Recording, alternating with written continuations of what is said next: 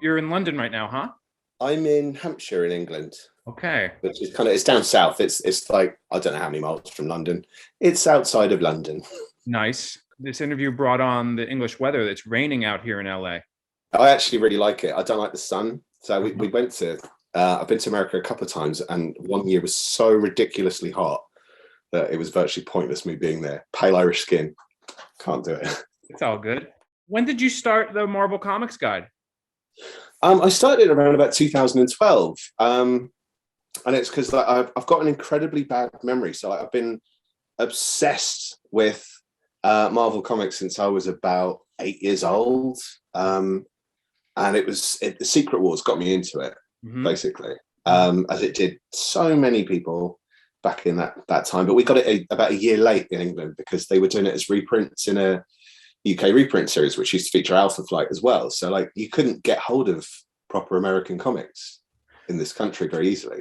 Yeah, that was kind of what I was going to get to here. So I guess we could dive right in. How would you get your comics? Would it be the direct market or would it be newsstands?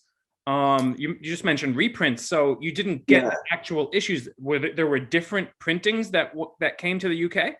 yeah. They basically used Marvel UK used to reprint the US stories in their own titles. So like Secret Wars 2 ran for about 32 issues instead of 12.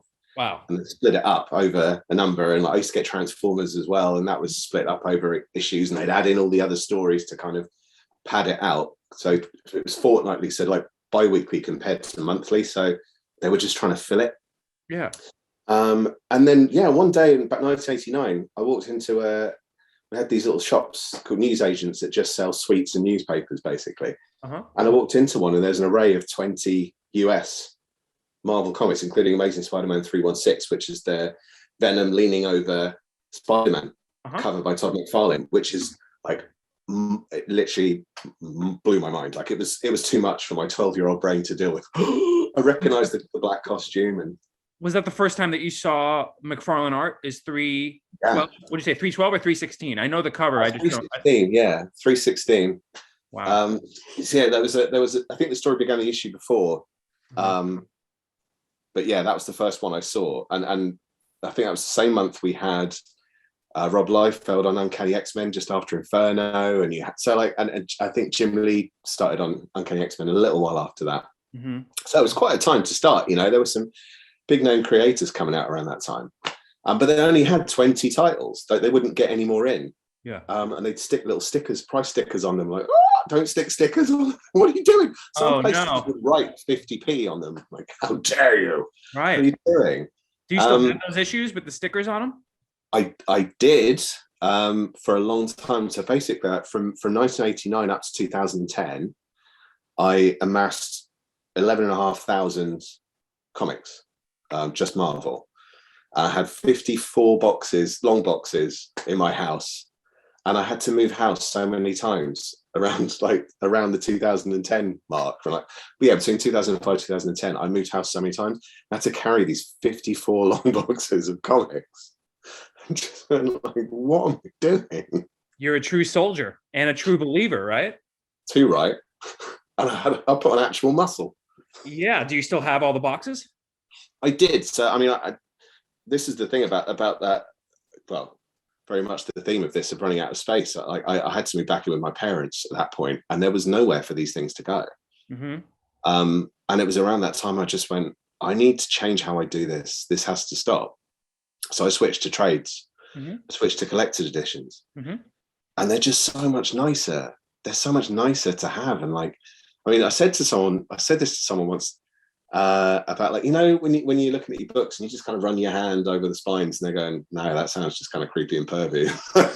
No one does that. I thought that was the thing everyone did. I just love it. I love the feel of it. I love, you get like your Magnolia Hellboys and they've got that material finish, and it's part of that. The appeal of it is that production that goes into it. I'm a designer and I work in print as well quite a lot. So like I understand how these things are put together. And it's when something's made beautifully, I really, really appreciate Mm-hmm. just what's gone into it. Um, but yeah, I think around that time, then I got engaged and was looking to get married. So I sold all the floppies, You sold everything? sold everything. Wow, great. How did you do that? Did you go through eBay Um, or auction? Largely eBay, but I didn't know what I was doing, so I let them go for stupidly low money. The Yeah. idea was to pay for the wedding, but then I spent it all on books. Yeah, that's how it goes, right? Um, it's funny because there was something that happened along the way, which probably coincides with your affinity towards the trades, where they started making them much nicer. If you recall, we're from the same comic book collecting era. Trades were kind of few and far between. The shops Yeah, really maybe it was different in the UK because you had those collected editions, but in the US shops, they weren't really considered something to really pick up. And if you did, it was kind of trashed later. Um, yeah. it They wasn't tended until to later that they keep started common. making them nice, and and people, collectors, actually realized that there's real shelf appeal because, as you Uh-huh. know, floppies, they go in a white box and you never see them again. Yeah, With the collected editions, they started making them very nice, and they started making all the spines uniform, so they look really yeah. nice on the shelf. And I could see behind you, you have omnibuses and trades, and there's such good shelf appeal. That didn't Mm. really exist. Maybe even like Yeah. when Marvel Masterworks started, but even when those started, the spines weren't great. The book jackets No. kind of weren't really made very nice, but over time, they really were able to streamline that and really focus on the aesthetics and the feel, the feel of the trades. Yeah, So I very get it. much so. It's funny because I look back at those times and they did basically just pull out the popular stuff or the stuff that people may want to read, whether it was really good or not. I remember going into a shop in England, and you could get American comics in it. That was one of the places I used to, when I started getting them, and I could get pretty much anything Yeah. by about 1990, 91. Um, and they had Born Again, and they had Wolverine, Uh-huh. and there were a couple of others, Frank Miller and Chris Claremont. But there weren't, but you couldn't like, and they're From the Ashes, the Paul Smith and Chris Claremont era of X-Men. But like, you could get From the Ashes, and I got it, but I had no real context because I couldn't get hold of a Dark Phoenix Saga book at that point. And even if you did, there was nothing in between. There was nothing filling those gaps, and there was nothing to continue it. You then like pick up Asgardian Wars, like, okay, I'm going to try and figure out what's happened between From the Ashes and this, Mhm. and where does Secret Wars fit in? And it's you're trying to piece it together based on these tiny little moments, and it's odd. It was an odd way to do it, and it just seemed obvious to just go, why don't we just release books of everything? And that's what they did. So when I switched to trades, I was buying everything from Marvel at that point in time, which is insane, really. But I switched to trades really easily because they were producing everything in trade as well. Yeah. And it was just so much easier, and also it doesn't take up as much room when you're buying individual issues. 50% of it is adverts, Yes. plus Mylar bags, plus the boards, and Yeah. I miss that feeling though of opening a box and flicking through like I'm in a comic shop. There's this great comic shop in Brighton which is called Days Comics. It's like it was destiny. But there was one day, if I was going to go there, it was like a religious pilgrimage. It was like I would look forward to that day more than anything else, And it's out of the way, jump on a train, go down to Brighton. One night I was actually supposed to go down there, and I fell over. I had a few drinks the night before, and I fell over really badly, landed on my thumb, and I think I'd either broken or sprained it, and I didn't know. The next morning, I'm in a lot of pain. And the girl I was with at the time just went, right, you're in a considerable amount of pain. I would advise you to go to a hospital, but I understand you want to go and buy comics. What's it going to be?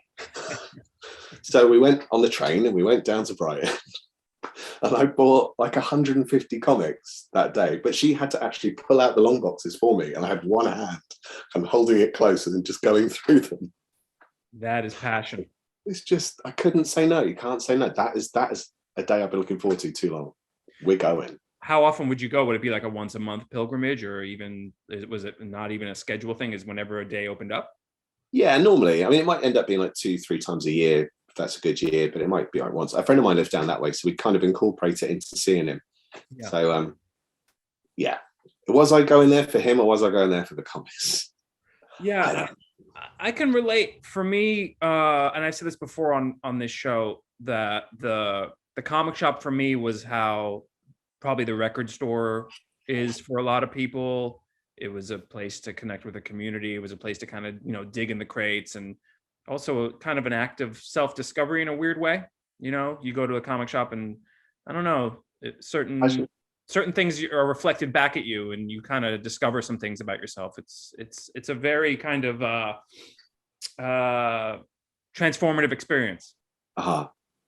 There is something quite indescribable about it. I mean, like, whenever I get to go to a comic shop now, which isn't that often, there don't seem to be a huge number of them around, even at this point in time. I think there are tons in London, but there's a couple scattered around in the county I live in, but not many. Yeah. So when I go, it's great. And you do get to talk to people that are into the same thing as you. Whereas generally, I don't get to do that. And it's funny when you do talk to people in the States who just go to the comic shop every Wednesday and they'll chat to people and they have these, see the same people over and over again. And I don't. And it wasn't until I started doing Instagram that I was talking to people with the same interest as me. And most of them some are America, some are in Brazil, some are in Russia, some are, they're all over the place. And it was fantastic, frankly, because I am shouting into a void here. None of my friends are into comics. None of them. I've tried, but I don't know, they're just not into it.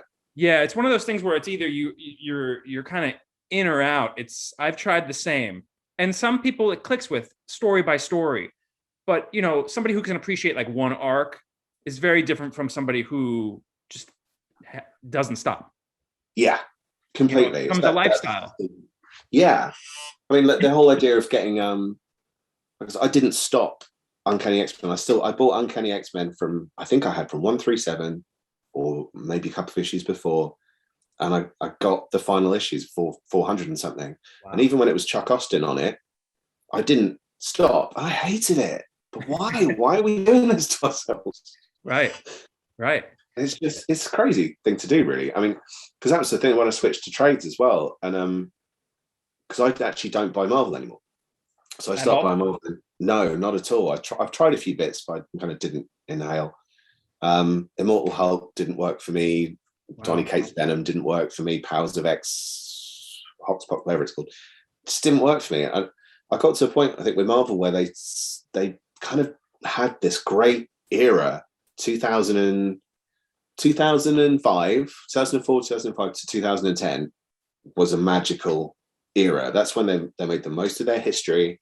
They made the most of their characters. There's a couple of missteps, like with Brand New Day, with Spider-Man, things like that. But for the most part, it was a great era. And then after that, it just felt like treading water again, basically, or trying to match the films and make it look like it was the films. And it's one of those things, I think, when you're looking at the solicits and you're going like, okay, that sounds really exciting. That sounds great. Oh, they're doing this. Great. And it turns up and you're going, yeah. Like Secret Wars didn't appeal to me at all. Like I was really excited about Hickman's Secret Wars. And then it happened and I was thinking, this isn't good. This isn't actually good. And then I think with the collected editions, I had a set rule in my head, because otherwise you just go, I'm going to buy everything. How do I stop myself? I'll invent my own rules. Yeah. But then you start to kind of become a victim of your own rules. So right. I was going, I'll get everything that's come out from 1980 to the present. Anything before that, I'll kind of decide if I'm going to get it or not. And they announced the Clone Saga Omnibus.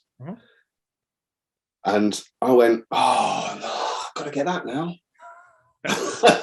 I feel the pain. I know exactly the face. I know the exact feeling that you're expressing just by your face. It's a crazy thought. It's like, I've got to get that. I've got to. Yeah. Damn it. What am I doing? These are my rules. Yeah. No, I understand it. I understand the bummer and the anxiety of now you have to get it. Yeah.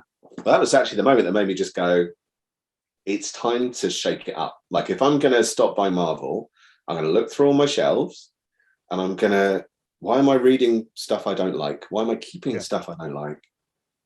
I'm going to get rid of it. And I basically almost gave it away. Wow. Like Fatal Attractions Omnibus and all this kind of stuff. Like, Fatal Attractions is terrible. Yeah. Just got rid of it. But like, I can't stop. So I was then looking for a kind of a surrogate universe to jump into. And is that Instagram? Is that kind of what led you to the account? No, so basically I never thought I'd drop Marvel when I started it. And I started 2012. So it's only 3 years before I stopped. Um, and I was just using it to learn Instagram for work, basically. I only started Blogger just to learn Blogger for work. Mm-hmm. So, and I thought, what do I blog about? So I started blogging about crossovers, because one of the key things I was doing with single issues, especially, but I did it with trades as well, was try and buy all the crossovers. Wow. But then you kind of start going, okay, what counts as a crossover, what doesn't? And like the guide itself is a bit of a mix. There's some things that most people wouldn't consider crossovers, and I've included them because they do crossover, but there's no official title for that event, for want of a better word. So it starts just racking up the money and racking up the books, and then you're buying stuff again that you don't really want sometimes. Mm-mm. And it's such a weird thing to do. So like I had to kind of get that under control, stop buying so much stuff I didn't want. I still buy the stuff from that period that I love, Mm-hmm. like the 80s to 2015. Mm-hmm. But I thought I'm going to go back and look at all the DC stuff I never got to read. And I think a lot of the time, like with people choosing between Marvel or DC, I think a lot of it comes down to that deep down, that knowledge that if we gave in, we'd be collecting both. You have to pick a side, because otherwise it's insane. Yeah, that is the notion of picking sides for sure. I kind of just want to footnote really quick, because this is also what I love about comic books, because the era that you have a fondness for, what is it, 2005 to 2010? Is that what you said? Yeah. I was out of Marvel during that Were time. you? I was out, and I started collecting comics. Wow. So the comic book that got me, I was always a Spider-Man guy, but the one that got me into like really collecting them and savoring them and kind of wanting to amass chronology of them was Kraven's Last Hunt. That was that story arc, and I bought that at the newsstand. I would buy my comics at the newsstand. And I was Marvel all the way through the 80s, 90s, and I probably was still collecting on and off up until the Bendis Daredevil run. Right. Okay. So then right around Civil War is when I stopped buying, is when I pulled the eject lever on Marvel, for me personally. Was it that event that put you off? Kind of, just too many events. And I kind of started feeling like, nothing really changes from these events. And, I was a victim of like the 90s speculator boom and the polybag stuff and all of those fake collector editions and the death of Superman, like I kind of lived through all that. So, and it was around the same time when I kind of got more interested in a lot of like the indie comics and stuff. So I kind of went off. I didn't stop collecting or reading comics. I just kind of shifted the focus away from Marvel.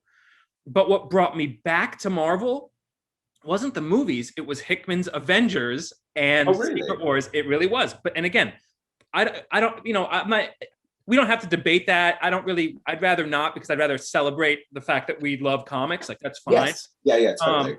And I actually do love Immortal Hulk. I'm not a Venom guy at all. So, I'm not reading, I didn't read any of the King in Black stuff. But what I really kind of want to focus on is what's so great about comic books is that you meet people like this, and not everybody has the same taste. Not everybody likes the same thing. Like for me, I was never a Thor guy, but Funny enough. You were. No, I couldn't understand the attraction. Never have. I like the Walt Simonson stuff because it was dynamic and it was actually some really pretty good storytelling. But by and large, I wasn't a Thor guy. But then along comes this Jason Aaron run, and I'm a huge Thor guy now. It's fantastic to me. But what I'd like to focus on is the fact that it's almost the same with movies. What's so great about comics is the discourse that it allows. The connections that you can make with people, and some of the most fascinating things that comic book fans like to talk about is what they don't like, or they like to argue about what they do like. They do a lot, or why this is the best, and that's awesome. That's what I love about comic books: the passion that comes along with it, and that narrative hook that we have, and it's a real, again, reflection of one's personality, and that's a beautiful thing that should be celebrated instead of dividing. Yeah, it's funny because I mean, when I do the Instagram account, I generally don't put much of an opinion on it unless I'm saying to people, look, I genuinely think this story is really bad and I would avoid it. a lot of it is kind of like a platter. Here are some things that are out there you may not know about, and you can just go and have a look at it if you want. And then sometimes there are things that inside I'm going, this story was terrible. And people are going, this was great, wasn't it? And I'm not going to go, no. Right. And I guess this brings us to another question I wanted to ask you. Because I really like how you curate the account, because it's not just the trendy stuff. It's not just whatever is in the movies. Like, oh, if you like the movie, you'll like this. Obviously, there must be times when you're compelled to do that because it's a natural, it's organic. But what I like about the account is that it really is curated. There are things that are, well, first of all, you can tell that you're well versed and you're a true believer. But I like how it really comes down to, oh, this person who runs this account actually knows what they're talking about, and they have some taste in terms of like the images that you're showing. Not all stories are good, but there's some really good artwork, unfortunately, in some of these bad stories, which is also a great thing if that's what you're into. Yeah, this is true. It's funny because I ran a question on it was a random Facebook page, but I shared the crossing entry on that page. So like I've basically covered the crossing. And I set the challenge of say something positive about the crossing because it's not the best, let's be honest. But and a lot of people did say like the artwork was amazing. And actually some people just like some of the costume changes or the, and like I think we are in a bit of an oddly cynical age, and people do tend to go like, I mean, I get a lot of people that will just drop a comment and go, this is crap. They're like, why stop and do that? It seems an odd thing to do to me. I wouldn't stop scrolling just to say something was bad and carry on scrolling. Yes. It adds nothing to the conversation. It helps no one. Yeah, it's odd. But yeah, I think like, a lot of people are very down on the 90s. And I mean, when I started 89 properly. So the 90s was my first full decade of reading comics, reading Marvel. There was some good stuff. There was some really good stuff in the 90s. Yeah. And people are very quick to go, the 90s suck. And like, there was some bad stuff in the 90s, but there's bad and good in every decade. You just got to know where to look. So some of it is just about showing people that there is other stuff out there. It's not just the obvious things, or you pick the Clone Saga, or you pick the Crossing and go like, this happened. Wasn't it terrible? There are some other gems in there. I mean, like Kurt Busiek and George Perez's run of Avengers was in the 90s. Some people choose to rewrite history and go, I like to believe it was the early 2000s, but it wasn't. It was in the 90s. Jim Lee on Uncanny X-Men when it was at its height was the early 90s. And that was Claremont writing, wasn't it? It was Claremont writing for the most part, yeah. And even when they relaunched it, they launched X-Men #1, he did 3 issues and he scooted, and Jim Lee stayed on that series even longer. So like, those people were superstar artists, and whether you like their style or not, that was a big deal back then. It was. Like I got a couple of people into comics briefly during that period. Because that art was astounding. Yeah, it's kind of frowned upon now because I feel like we're more in the age of celebrating the writer, and maybe that started with, well, it's debatable, but maybe that shift happened with, guys like Frank Miller and Alan Moore and Grant Morrison, and that shift happened when people echoed through where people now follow. I particularly follow the writer myself. There are artists that I really love, but there's nothing bad when it comes to the 90s in the sense that, the focus was just on the art then. There was some terrible capitalism and speculation going on, but it was just kind of a different focus back then for the most part when it comes to popular comics, where it was more about the art, and that's not necessarily a bad thing. But I think that's a really important thing to note, though, because people do generalize about comics, and often they're talking about mainstream comics. The problem with comics is this. Right. Even phrases like, because comics, which is like people going, because they're crap, aren't they? Like, right. No, they're not. Stop saying things like that. No. It's a strange thing to do. But then when you look at indie comics, they tend not to follow the rules that people complain about. Right. And like death matters in most indie comics because it's a set story, and you're not trying to resurrect a franchise character. Mm-hmm. Indie comics work generally completely differently, same as like indie films and franchise box office hits, smash hits. Like you're going to get how many Fast and Furious films are we going to get with those characters constantly doing exactly the same thing? Right. But I'm like, You might go and watch Licorice Pizza. I really want to watch Licorice Pizza. I couldn't give a crap about the MCU stuff. I want to watch things with a story. Sure. And that's what I like. Again, like, you know, comics have that appeal. Comics is just so vast, and it's not just superhero stuff. And even when you pick a superhero universe, I don't think superhero is even an appropriate term. I don't think it means anything, because like Daredevil's more noir than anything else. Spider-Man's like an adventure thing. You get your sci-fi stuff like Guardians of the Galaxy. Superhero is a bit of a redundant phrase, and I think it's misleading. But you branch out then to other stuff like, I don't know what, I mean, I've got Black Hammer, Black Science, Ether, Deadly Class, Hellboy. There's so many different comics out there that tell all sorts of different stories. People tend to gravitate towards Marvel and DC because they're the popcorn, they're the obvious, they're right there in front of you, and they've got their big blockbuster film. But I like to try and find the stuff that is a bit more under the radar, because there is normally the best stuff isn't the popcorn munching special effects extravaganza.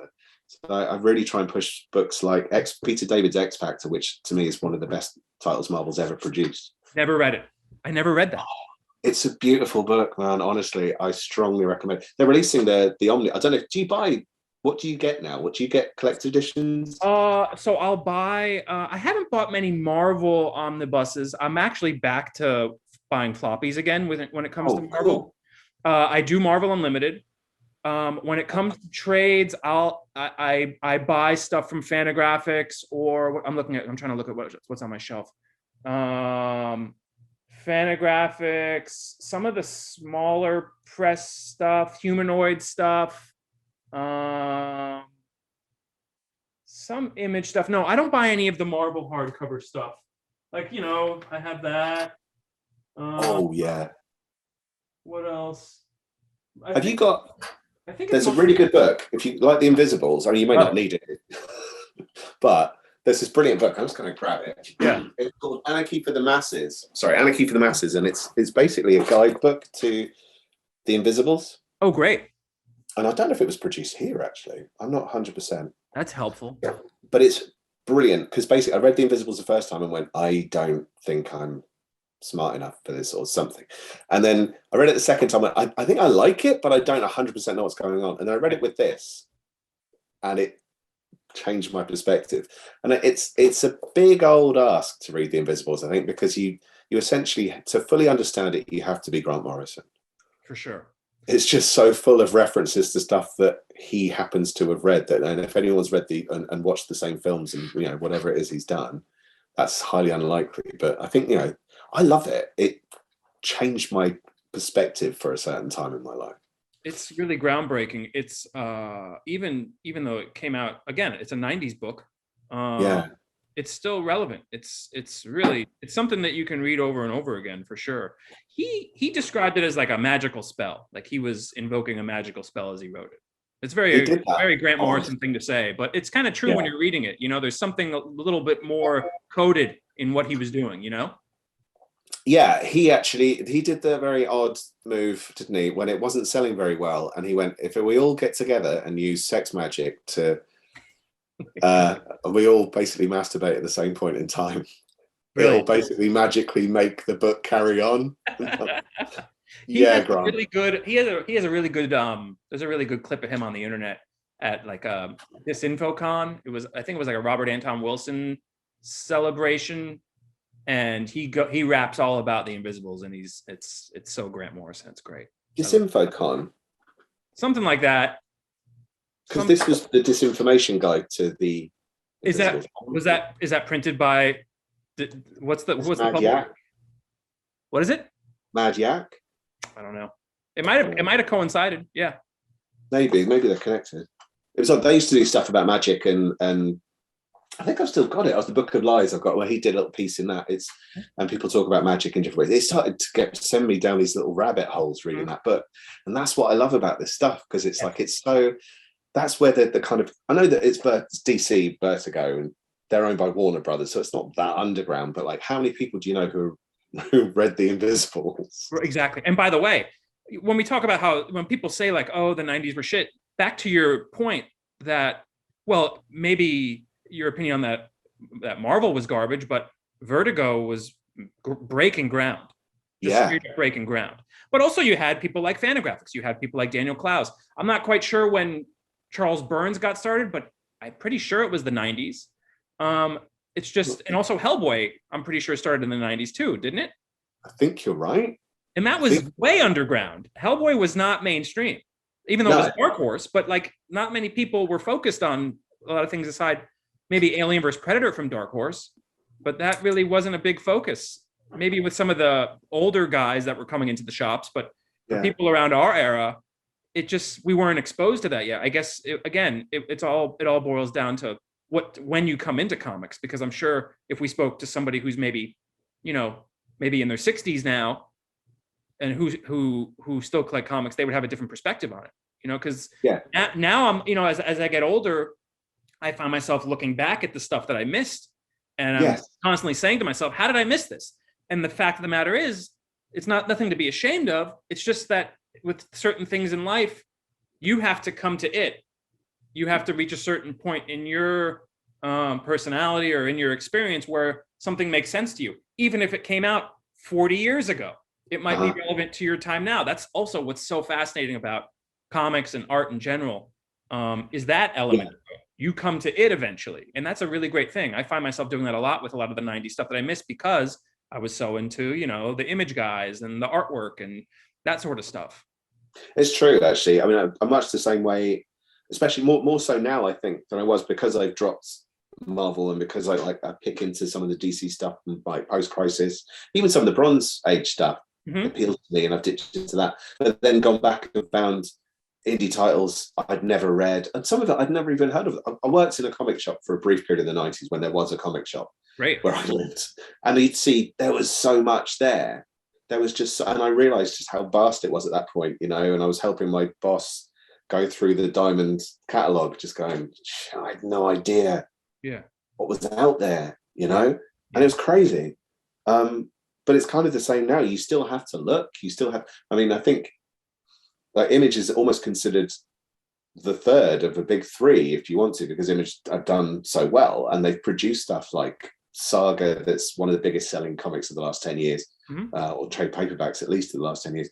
And The Walking Dead, of course, and these things that are hitting the mainstream but in a completely different way. But I love that exploration, and sometimes just looking at trying to find a way to figure out what's coming out. I normally hop onto Amazon and I'm going to search Dark Horse and see what they're releasing for the next 6 months. And there's just some really nice books coming out, and I want to get in on it, and I want to find the gems, and I'll take a punt on a couple of things and see if they're any good. And some of it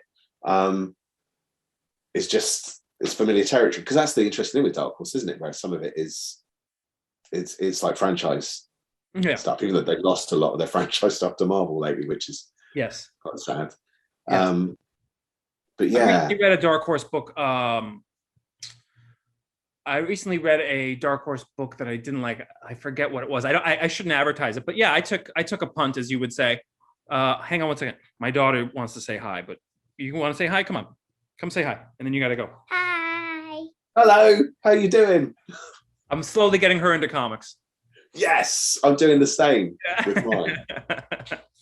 But yeah, that's fun too. Is trying something out, and if it's not for you, that's fine. Maybe you'll talk with somebody, because I like to go to the shops, and sometimes I'll ask the guys who work there or the women who work there, hey, what do you recommend? And sometimes they hit the nail on the head for me, and sometimes it's not a win. But I like that, keeping my perspective open. I like keeping the doors open for new things that I could discover. And yeah, some of it doesn't work out, but sometimes it does. Sometimes it does land. I think it's a really, I mean, I really love ordering a book and just getting really excited about what it might be. I don't normally read the synopsis if I can help it. If there's a creator involved that I like. I got what was it? Oh, it was a random one. It was from Archaea. Now I can't. The Hotel Babylon or something. No, what was it? No, that's a terrible TV series. Sorry, I've run off again. It's all good. Grand Abyss Hotel, which is I've got an absolute fascination at the moment with that widescreen print format. I absolutely love it. And I'll be honest, I didn't understand what was going on. This is going to be a two-reader, I think. But this is David Rubin, who did Rumble for Image Comics. Okay, I don't think I ever read that. It's archaic. It's I don't know when it came out. It wasn't that long ago. But like I ordered it with no knowledge, and I was so excited for it turning up. Like I really wanted it to turn up. And I bought another one recently as well. I think it's a similar format, and it's Grass of Parnassus by Stuart Immonen and Catherine Immonen. Stuart and Catherine Immonen, the husband and wife team. I have to look. And it's just, it looks beautifully produced, and it's a slipcase edition, and it, you know, I love that. It's just that anticipation. It might be awful. I don't know, but I'm so excited for this thing to turn up. And it's not sometimes that's the juice. Yeah. Sometimes it's just, and also it might be, you know, you seem to like to you like to have shelf appeal, and I get that. Sometimes a book, maybe its own purpose is just to look good on the shelf, and if that's your thing, that's great. Yeah. I mean, it's funny as well, because you do get people wander in here. They go, "Wow, have you read all of these?" No. I haven't got time. So by the way, the Dark Horse book is called Dead Dogs Bite, and people like it. Get that. It's got a lot of great reviews. For me personally, it didn't hit. It was a great world.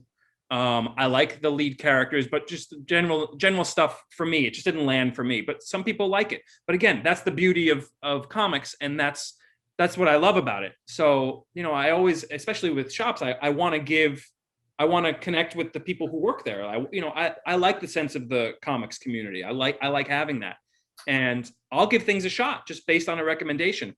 And just because I didn't like it, and I told them at the shop, you know, please keep them coming, even though I didn't like it. I still want to hear about some recommendations, because you never know, some things that you might not like, I might. So I kind of want to keep that discourse, because I love that conversation, because in the same way, like you mentioned earlier, I don't have a lot of people that I can talk about this with. I am in a comic book reading club, but outside in the real world, I'm kind of the only person mostly that's into this. So how did you get into it at a time when other kids were into it, or did you just kind of find it on your own? So from a very young age, superhero imagery was always in my house. I had my earliest memory was like those matching games where you have to match up the images. Yeah. Those kind of childhood games. I had one that was all DC characters. That was probably my earliest memory of superhero imagery, like when I was a very little boy. And it just was always around. Spider-Man and His Amazing Friends, the Hulk cartoon back in the day, even like Spider-Man on the Electric Company. We didn't get that. Right. So, which is kind of what I want to get to also.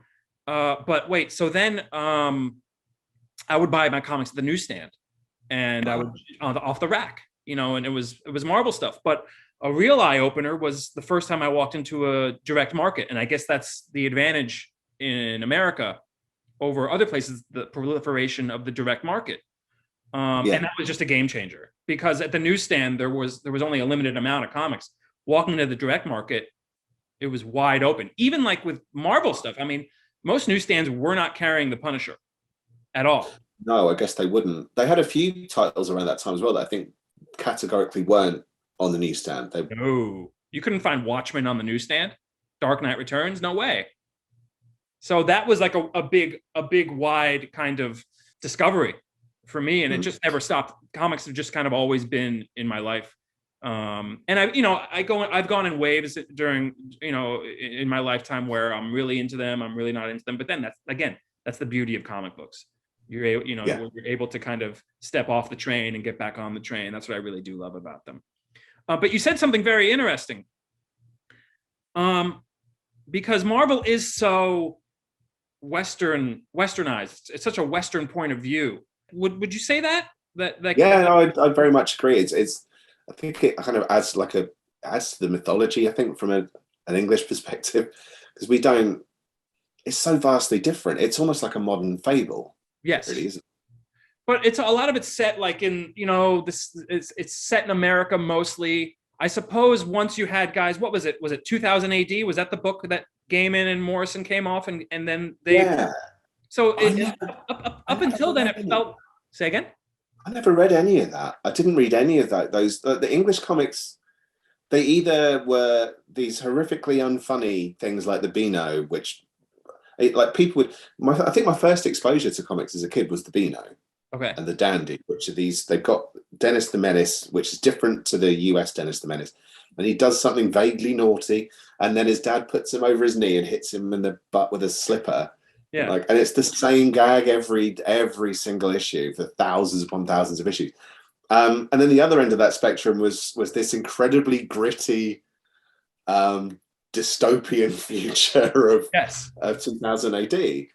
And it was just, there was nothing in between. And where there wasn't that array of comics, or comics weren't really a medium that did particularly well in this country. I'm surprised 2000 AD has lasted as long as it has. It's brilliant that it has. But I've barely dipped into it. I've read a couple of stories since in collected editions.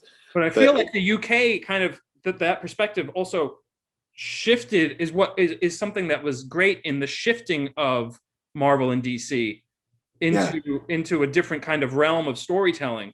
Yeah. I think that was kind of a great happening, a great kind of merging.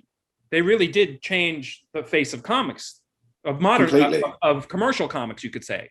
Like the big two. It's just funny when you think that those creators came from a country where comics aren't a thing. Right. Not really. They're not really a thing here. Like, and how did they end up being these titans? Right. You know, but I think a part of it is that mysticism to it. I mean, like Grant Morrison kind of treats a lot of American superhero characters almost as gods that he can tap into their magic. And you're like, I need to be more like the Flash today, and I'm going to be, you know, there is a mysticism like there is about America as a whole. Like I've been to Florida twice, and it's weird to be in the country where all these stories are set. That's partly what excited me so much. The last time I went to an actual comic shop, and this was like, it wasn't like the biggest. I can't remember where it was now, but it was in Florida. Yeah. But it's just that experience was amazing, but also just to be in this country and get a perspective of how insanely huge it is compared to this country, which is like a puddle by comparison. Our country is smaller than most states. Yeah. You know, it's tiny. And it's funny when you get, it's cool. It's so different. Yes. And you get these stories set in England, and it always involves King Arthur. When it's American comics, they always go, King Arthur, like, oh, that guy again. And like, we're not that interested in King Arthur over here. We've finished with him now. We've moved on. But it's always King Arthur, cobbled streets with fog. And all this strange idea of what England is, and it's just not. Like, I remember the first time I read the word noggin was in a Spider-Man comic, and it was set in England. I went, "Oh, I've fallen at me noggin." And I went, "Does anyone know what a noggin is?" I don't understand what this English guy is saying. Yeah. So was that what it was? It was you in the pages of Marvel. You were seeing America. Was that kind of the allure of it? Yeah, I guess in a way. Looking back, I don't think at the time. I think it's just this. There's just a magic and kind of mystery. That sounds so cheesy, doesn't it? But to this whole thing, it's like, as a place, America sounds just really cool and interesting, whereas England's quite grey and rainy, as we've discussed. Yeah. So, then you add to that these spangly red and blue costumes, these primary coloured costumes, and this inspirational attitude. Like a lot of English kind of characters are quite down and miserable, and you just accept that defeat is inevitable, you know, whereas like American comic characters seem to be aspirational. Mm-hmm. It's just such a completely different take. I remember so I mean that whole conversation as well about like you pick Marvel or you pick DC, and I think part of that as well, you'll find fault in all the DC characters if you're a Marvel person, and vice versa, even though it's the same creators working on both. You'll find fault. And like I took a bit of a gamble on all three Green Lantern omnis for Jeff Johns, and I read the whole thing, and I remember just taking the piss out of the Green Lantern for years and years and years, because the yellow thing, so you can wear a yellow jumper and you can probably beat him. Like, how does I'm gonna paint a hammer yellow? I'm sure a hammer in the head would probably hurt anybody to do that. But it seemed ridiculous. But then just before then, I remember having a conversation with someone going, "So Captain America, there's a film coming out." Yeah. They go like, how's that going to be any good? Like, he's just so pro-America. Like, but no, he's not. He's pro an ideal. Mm-hmm. But you've not understood the character. You've looked at a picture and gone, that's who that. that character is like, oh crap, I've been doing that with the Green Lantern, Superman, and all these other characters for years. I'm a hypocrite. And that's what made me go, I need to try this stuff out. And I've loved it. You did? I have not read the Jeff Johns Green Lantern. I haven't gotten anybody to recommend it to me. Everybody is always like, it's all right. But you're the first person, so you know what? I'm gonna try it out. To be fair, when I was reading it, I read the Rebirth storyline when they kind of bring back Hal Jordan. Spoilers, not really. And then it basically announces there's a Green Lantern Corps series. I think I'm not reading a Green Lantern Corps series. Like, there's a line. I'll read Green Lantern, and I'm not doing all that other malarkey. And then I thought, oh, screw it. You know, I will, just to kind of get a bigger picture, because you know what? I'm a comic collector and I'm going to buy another series that ties in with the thing. So I did. And Green Lantern Corps was way better than Jeff Johns' Green Lantern. Oh, yeah? Tomasi writes it. And he wrote the Batman Robin New 52 DC series, which was also that came out at the same time as Scott Snyder's Batman, but was way better. And everyone's going, Scott Snyder's Batman is amazing. Like, read Batman and Robin. Is it better? It's way better. I haven't read Snyder's Batman. I love Morrison's Batman. You did what, sorry? I love Morrison's Batman. You can probably tell I'm like a real Morrison fan by now. Yeah, it's bleeding through. I'm kind of picking up on some little cues. Yeah. But yeah, I read his Batman. I haven't read I've read some of Scott Snyder's stuff. I've read the Court of Owls, and there was another arc I might have read. I even tried the Tom King stuff out. Do you like Tom King at all? I dropped it during Tom King. I couldn't. Have you read his Mr. Miracle? He's done some good things. His vision was brilliant, and I really like Miracle Man. But after that, it's the same story over again. I read his Strange Adventures, Adam Strange thing recently. I like that. Did you? I did. Have you read those other stories, though, like Vision and Miracle Man? Yes, I have. Do you feel it is a bit of a repeat? Or are you quite happy with that? Yes, I do. I do feel like he has a real niche. He's a real romantic. I do like how he writes relationships.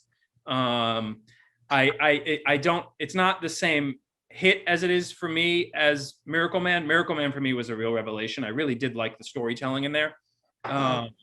Yes, it does feel like that. But in the same way that I go see movies over and over again by the same director, I'll read stuff by Tom King. I actually really did like Strange Adventures in the sense that I like the question of, is Adam Strange a war hero or is he a war criminal? I did like that. But again, that's the beauty of comics, like people are like, oh, it's old hat. Like that. It's the same thing over and over again. And I guess for me, it depends on if I feel like the writer has the chops or not. And I feel like Tom King has chops. People don't love his people actually haven't been able to recommend his Batman to me, which is almost making me want to jump into it, to go against the grain, just so it's a good way to go into something. If you expect nothing, in theory, you can only go up, right? So, unless it's less than nothing. But I mean, I don't think I finished it actually. But I was reading his Sheriff of Babylon, which is closer to his experiences in the was it the Gulf War? When he was CIA. I don't know his biography. I don't know. I know that he was in the CIA. I don't know the details of that. But like when he set something in that setting. Like that worked. I thought that series worked. I'm a bit vague on it right now because it's been a couple of years, but like I thought that series worked really, really well. This is where I'm really contradictory. With Adam Strange, I wanted to know, I hadn't read much Adam Strange, so I wanted to pick that up and then potentially we'd see some more and I'd carry on with it, but it felt like an ending. Yes. Have you finished it? So it felt like I'd been done over. Have you finished it? Yeah, I finished it. Okay. It is an ending, yeah. It's a big yeah. But that's also what I like about DC is their Elseworld stuff. I'm more interested in these self-contained stories, and that's what I think DC really excels at is the Elseworld stuff. I really do enjoy that. It's funny because when you talk to people, it's like with that the word canon coming into conversation so much. I have another Instagram account where I do actually review books, where I do give an opinion, which is it's WM_comic_reviews, which is very catchy. But yeah, what was it I reviewed on there? Sorry, I forgot. Oh yeah, I dropped a review. I've started to reread the New 52 Justice League, just to kind of because I'm a bit more open-minded about that now, and I want some popcorn to read. Basically, I want some chewing gum for the eyes. I'm having to read through that, and someone went, "Yeah, but this doesn't count anymore because it's not canon." Like, word, that's just not. What? Drop canon. Canon. What's that? Something that's in continuity this week might not be next week with one little revelation. Just find stories you like, Yes, and just be happy to read them. yes. So, and I used to have that opinion. So, like in terms of Elseworlds and stuff, it didn't happen because it's an alternate universe. Like, well, newsflash, none of it happened. It's fiction. Right. Just find stories you like, and it made me reread Gotham by Gaslight. Again with that open, this is just a story, have fun with it, and I absolutely loved it. Yes, canon can be a prison. Canon can be a creative prison when it comes to comics. You know, and it's definitely limiting. Very limiting. It's interesting to see where DC are going to go with their current continuity, because it does feel like they're kind of going, yeah, don't worry about the continuity and just read some fun stories, which I like the idea of. But it's difficult when you set a universe up to be a constant flow from whatever time, 86, the 60s, whatever it is, to get out of that mindset, because it's like comic fans, mainstream comic fans, I think, have been almost conditioned to go like, does this count though? Does it count? Right. It's weird. When you step away, you're going, that's a bit strange. You need to stop thinking that way. Yeah, it is really restrictive in terms of keeping you from enjoying the stories that come out, the celebration of the characters. Now, not like we need to see over and over again the origins of these things. Neither of us are pointing towards that, but it is nice to see artists liberate themselves from continuity, and that's when the heroes become very, very interesting, and you can really good stories. You know, DC, I think, is really good at that. They really are. Although I think that the times when Marvel shines with it is when they let a creator run with characters that no one gives a crap about. And that's where, like, go back to X Factor, Peter David is brilliant at that. He did that with the Hulk in the 80s and 90s. No one cared about the Hulk. No one wanted to write the Hulk. No one wanted to buy it. But they seem to want to keep doing it because he's a flagship character. So he went like, I'll take it. And he could do whatever he wanted on it because no one cared. And it was some of the best, I think, the best Hulk era ever. And it was 10 years worth. And the only reason he left is because they started going, hang on a minute, this is popular now. And it's doing really well in terms of sales. So now we're going to tell you how you need to write this series. And he went, bye. Yeah, that seems to be kind of the cycle of how it goes. A creator comes into a property that's not popular, is able to flex their might on it, and it becomes popular. And then it gets a lot of attention on it, and then creative kind of starts to get stifled. Yeah, it's you see it over and over again, and it's really cool when it happens. Again, I'm going to mention it because it really did. I have not cared about the Hulk since the Peter David run. Right. Have you given the Al Ewing run a shot? Have you given it a real shot? I read about 20-25 issues. Okay, so you have. It just didn't click, huh? It's okay. Like, I don't know. Sometimes I feel like Al Ewing's trying a bit too hard. Yeah. And that it doesn't wash with me. I think I'm starting to prefer just really clean stories. Yeah. It's like I read the Scott Snyder Justice League stuff, which is what made me jump back and go, I need some Jeff Johns, I need some cleansing. Yeah. Justice League, just some simpler story where they're trying to get bigger and bigger. Here's a concept that you can't possibly understand that's impossible to stop. Yeah. And they go, okay, well, if we do that and we do that, right? And we all get it, right? Even though you're a news reporter, you're a CSI guy and you lived on an island most of your life, we're all going to figure it out, totally understand it, and it's going to be over in like 5 issues, all right? Yeah. How can it get bigger from here? Just that. I prefer that clean storytelling again. You know, that's why I like to jump back onto. I haven't actually read Hellboy all the way through yet. I keep picking it up, reading it, and then getting distracted. I want to go back and read Hellboy. It's clean storytelling. It's really clean art, and it feels lovely. It's such a nice feeling to Hellboy. Yeah. A lot of Mignola stuff is like that. I read this Baltimore series, which is about a soldier from World War One, ends up being a monster hunter, and there's more to it than that. But I loved it. I loved that series, and it's very simple storytelling. he just started a new series. He just put out a one shot that he actually wrote and drew.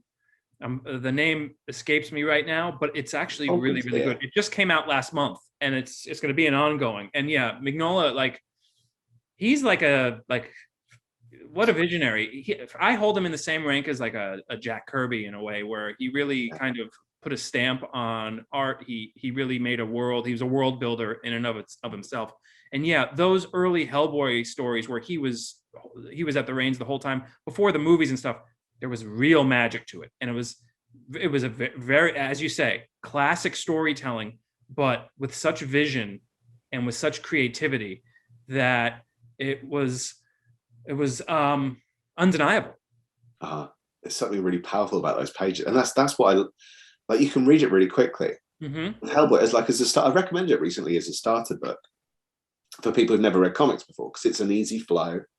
You can read it fairly quickly if you want to, but if you don't and you want to really absorb that artwork, you know, as simple as it is, you can just look at those pages. It's normally I've forgotten his name, Dave Stewart on color, and his coloring works incredibly well with Mike Mignola, and it's just such a fantastic team up in terms of just the art. Yes. And then a lot of the fight scenes are literally just poof, big old fist coming up and a werewolf flying across the gorgeous page. By the way, they're gorgeous. And you know, again, in terms of like the Kirby parallel that I made, he really kind of, you see a whole school of Mignola kind of acolytes ever since his coming. There are people who like Raphael Grampa and the like.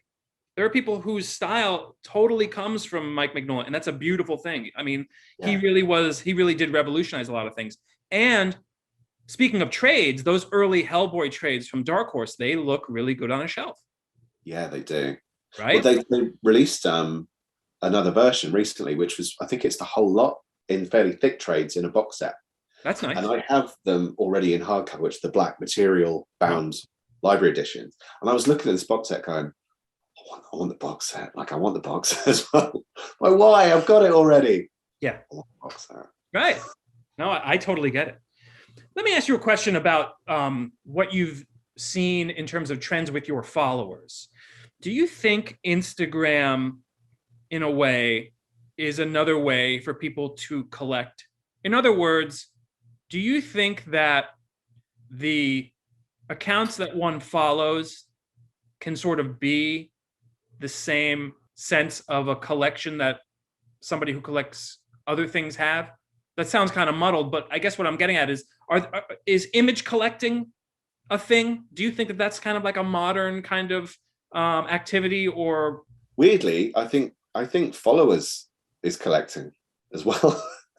But yeah, I think image. There's a guy that does an account called X Tropes, which is just good fun. It's crazy what he does. Like, and I've messaged him a few times, going like, dude, I can't get my head around how you've put this together, because this is insane. And he'll literally pick a theme, and it'll go like X Tropes face slap, and it'll be each for like a few days or a week. He'll show a character slapping another character across the face from a scene.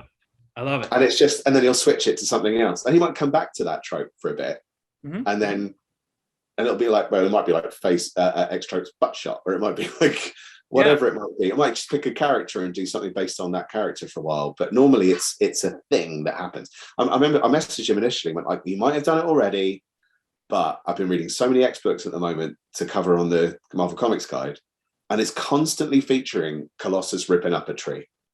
Every story starts with Colossus ripping up a tree. And like, I'm surprised there's any trees left on the Xavier estate. And he went, yeah, I have done. I thought, yeah, it's a bit obvious, isn't it? Wow. But like, I hadn't really picked up on it before until I was reading a batch together from different eras. Doesn't matter what decade it is, Colossus is ripping up a tree. It puts such a different context on the books. Some of these accounts, such as your own, put a different context on the imagery and of the books.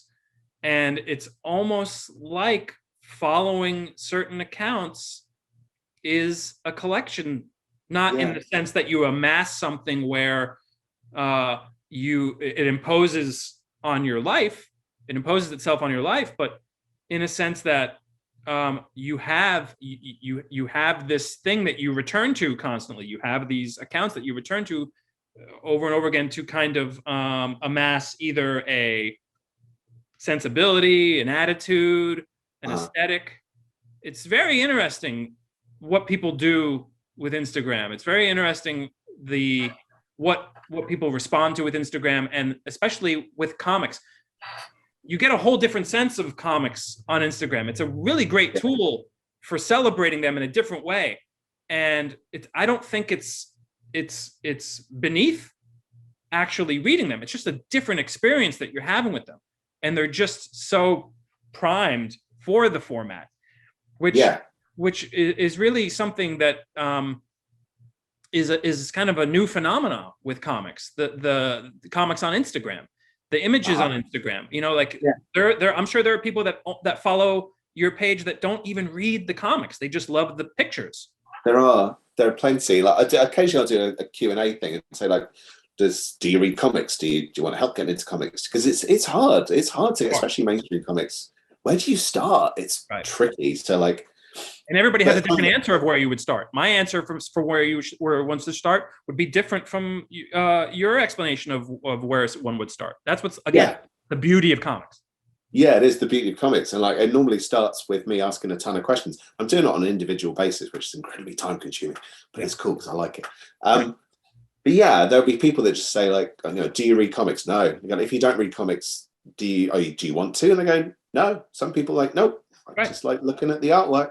I like the films, and I want to see how it compares, and that's all I want to do. And I've jumped in here, and I actually just quite like following it and learning about stuff. I don't want to read the stories. There was someone I was talking to the other day, and they said there was a young guy he works with, and he said, and he reads comics. My friend does, and he's going like, I started reading Marvel recently, and I picked up some books. He goes, what did you pick up? And he went, Secret Wars. And I'm like, who was it by? And he went, it was Mike Zeck. And you went to 1984 Secret Wars. What did you think of it? And I loved it. Great. Did you? I love Secret Wars. Look, I bought the box set. I bought the Secret Wars box set. This is heavy and it hurts. But it's all the books in. It's Secret Wars 2 as well, and I still have a soft spot for Secret Wars 2, even though, frankly, it's balls. But I love Secret Wars. But as much as I love it, I wouldn't necessarily recommend it to anyone coming into comics now because it's very dated. Okay, so let me jump in and clarify what Secret Wars was. In the 80s, Marvel Comics staged this huge crossover event. It was something like 12 issues where they took all of their characters and staged this big, massive battle in an alien galaxy. And it was this big, huge event. Before that, you didn't really see all of the Marvel Comics characters in one book. And it was a big rock'em sock'em event. But the thing was that this massive event was really just a marketing ploy by Mattel, who was planning to release a line of action figures with Marvel. So they needed something to tie into the actual comics that got the kids excited. So lo and behold, they came up with Secret Wars, which is a pretty cool title. And there was a lot of hype around it. It was typical 80s marketing jive. And us 80s kids fell for it hook, line, and sinker. I mean, even down to the main villain. His name was the Beyonder, and his superpower was that he could do absolutely anything he ever wanted. So yeah, there really wasn't much deep creativity going on in the Marvel office. They just kind of said, yeah, we have this guy, and he could just do anything. Let's have all the Marvel guys fight him. And that's Secret Wars. The Beyonder was so cool to me when Secret Wars first came out. The outfit's awesome. The power just to do whatever is just, it's fantastic. It's like, it blew my mind as a boy. But as I've gotten older, it's obviously a joke. But, there was a few issues, I think, in the Bendis Illuminati miniseries where the Beyonder comes back and he actually gets his due. Well, I think the idea is it's set. It's really hard to place. Yeah. It sounds like it's set before he comes to Earth. Yes. In Secret Wars 2, but he's already wearing the white outfit, so it would be after number 3. this is where I get all obsessive, because like I've got spreadsheets. This is where I place everything, and I shift issues around and chop up issues, and I use other things as guides to that. But like, where does this story sit? And I get messaged about that one oddly frequently. Where does this story belong in Secret Wars 2? Like, it just doesn't. For the most part, I'd ignore it, because it's so confounding, because Secret Wars was basically made to sell toys, which is like it kind of scorns me a bit, but also like if you can just let that go, there is some joy in there. Yeah, there absolutely is. I mean, I've literally read Secret Wars, I don't know, it's around about 30 times in my life. I've read Secret Wars a number of times, because part of it is nostalgia. Yes.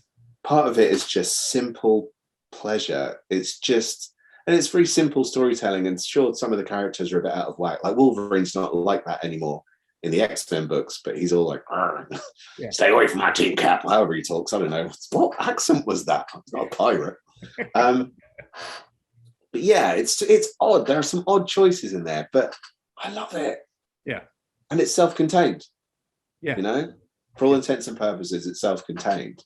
So you can just go, look, they all get sucked off to that sounded wrong. They all get sucked off to an island, matron, and then they go home at the end. Your story's finished. But there's also fallout from that. She-Hulk goes to Fantastic Four. Thing stays behind. Spidey gets the black costume. Molecule Man goes from being kind of a broken man to a major player. We get Titania as well added into the stories, even though she might not be big names, but she's, you know, it's part of it. Doom's whole thing changed because he was actually dead at that time. John Byrne killed him off. Well, he transferred his mind into another body. You're making me want to reread Secret Wars now. Congratulations. Thank you. That's what I'm here for. Yeah, for sure. I'm not trying to be dismissive about saying, it had, you know, a commercial agenda, but there's a whole generation of comic writers now, Donny Cates being one of them, that actually took the lore from Secret Wars and gave it a bit of importance and made it a new canon, which is cool. I got to respect that. It personally isn't for me, but you see that it inspired a whole generation of artists that are still changing comics with it. It kind of echoed through. It's funny because like you look at a lot of those creators now, and even though I'm not buying the books, but I look at the solicits, and you can see a real mix of people that were buying that stuff in the 80s, people that were into X-Force or whatever in the 90s. It's all kind of coming back because people want to dip into the pool. Yeah. You know, they brought back Ben Reilly, haven't they? And like that really surprised me to a degree. And I feel like they're injecting credibility to it, or attempting to. Yeah.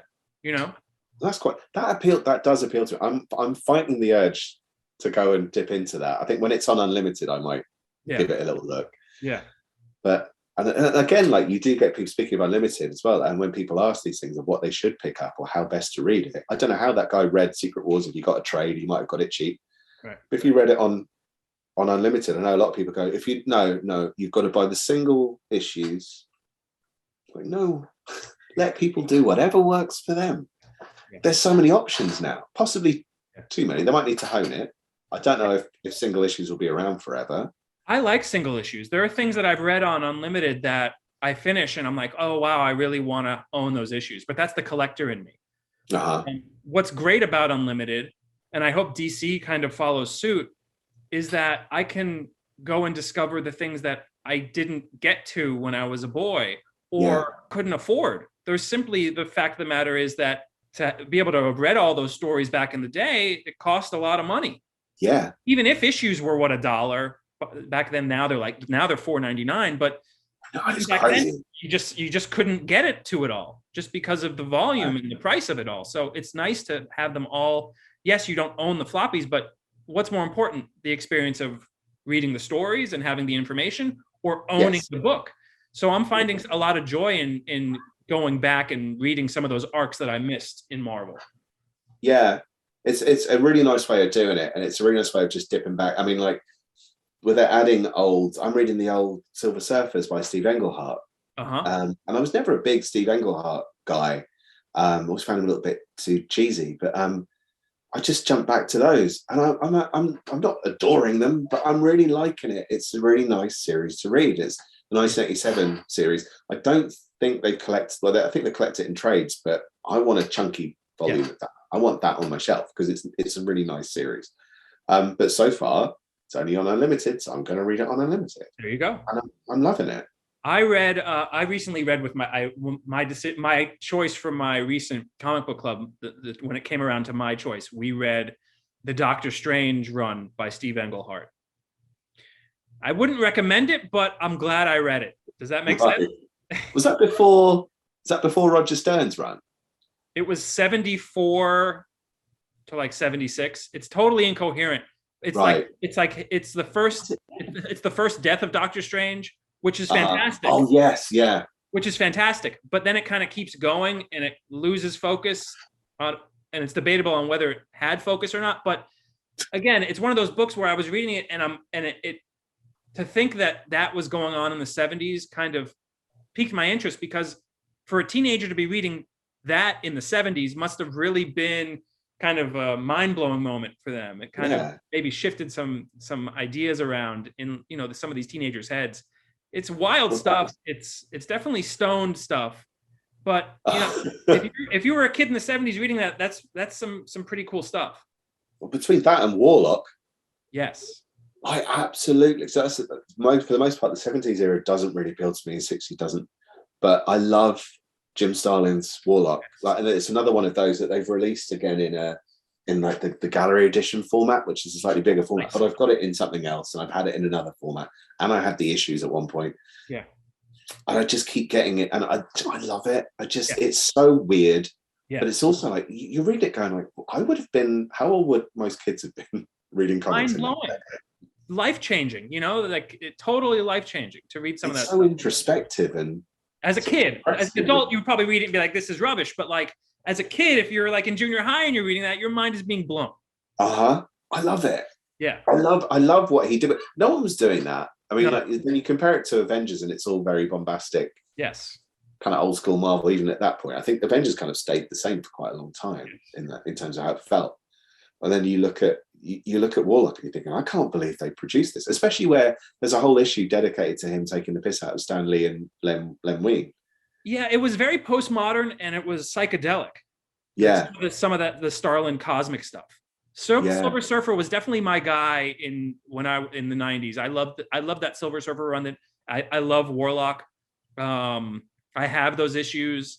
Warlock was one of my guys for sure. I loved cosmic Marvel. I still do. I don't love like the Kree and the Shi'ar stuff. Like that, I kind of zone out. I can't really connect with that stuff. But like some of the more psychedelic cosmic Marvel stuff, I really do have an affinity towards. Yeah. They're quite indescribable. I can't really explain what the appeal is about them. And normally it's Jim Starlin, I think. Yes. It's just Jim Starlin. I think the strongest stuff tends to be Jim Starlin. So that's not factoring anything in that Jack Kirby's done, but I've not read a huge amount of Jack Kirby Marvel.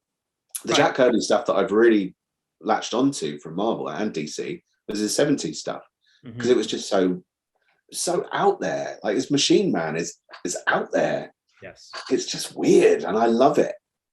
And I think that for me that's the height of Jack Kirby. It's not the Fantastic Four. Yeah. I have some friends who do a Jack Kirby podcast that would probably want to break into this podcast and shake us up, blaspheming the king's name. Again, that's the beauty of comics. It is the beauty of comics. It's funny though, because as a kid though, reading 90s X-Men with Jim Lee and then going, they've released a Marvel Masterworks with the first 10 issues. Right. I'm going to go back and read that. And I'm opening up going, what? Yeah. This looks so weird. Yes. And then it's not until you get older and you go, oh my God, Jack Kirby was just way ahead of his time, and he was a genius. A world builder. I discussed this with my friends about him who do this podcast. He was one of the few that was a world builder in his images. Yeah, he really was. And all the ways he experimented with his art as well. Like I didn't appreciate that until I got older. Like I'm working in an artistic, I have an art-based career. Yeah. And I'm looking at Jack Kirby and going, damn, I'm still learning from Kirby. Like that art is so old. Again, it circles back to, sometimes you have to come to it. It takes time. and that's something that isn't really valued. People think that if you don't like something right now when it comes out, you're wrong, and maybe it's just not the right time for you, and it's not the right story, then not the right images. You're not in the place in your life to gravitate towards that. Yeah, it can be the rest of the world, isn't it? It's like Airplane. When Airplane came out, and Police Squad and things like that, I think Airplane was probably more popular. Police Squad, I think, is genius. Yeah. Absolute genius. But like, people didn't really get it. Yeah. That's what's cool, That's what's cool, And you have that archive with comics and movies. You have streaming and stuff like that. But with comics, you have the leftovers. You still have the books. You have that with movies too. It might be hard to find them, because there aren't video stores anymore, and a lot of people are prisoners to whatever's streaming.